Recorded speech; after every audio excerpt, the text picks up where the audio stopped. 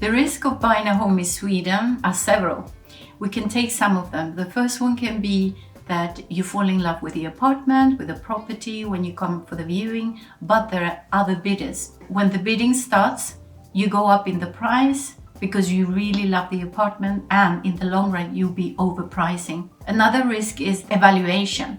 For example, you have platforms like Booli and Hemnet that you can have a look at the prices, but it's not the exact evaluation. You need an expert there, a real estate agent that can evaluate depending on balcony, light, how many floors up, and so on. So there could be a risk that you also overprice on that. One of the risks, very common, is that as a newcomer, you have to understand that you're not purchasing an apartment like we do in other countries.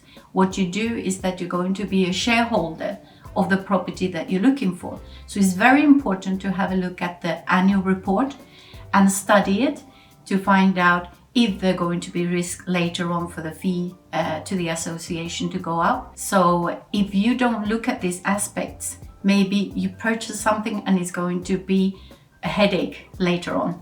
Another risk, which is very common, is that in Sweden, the bidding process goes very quickly. The agents put out a property on sale, say latest on a Friday, and then it's in Hemnet, which is the main platform where you have a look at properties, and they stay there for a week, and they have the viewing on a Sunday or Monday. Straight away after the viewing on Monday, the bidding starts. So by then you should have the promise of the bank ready.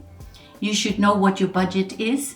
You should know exactly how much you're willing to go up in the bidding, because when the bidding starts, it goes very quick.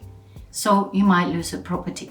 Another risk can be buying a property without the knowledge. As a newcomer, it takes time before you adapt to the country, before you know which areas are the best. And it's very important to know where you are purchasing your property, because this is your life's biggest investment, so that you in the long run will not be losing instead of gaining.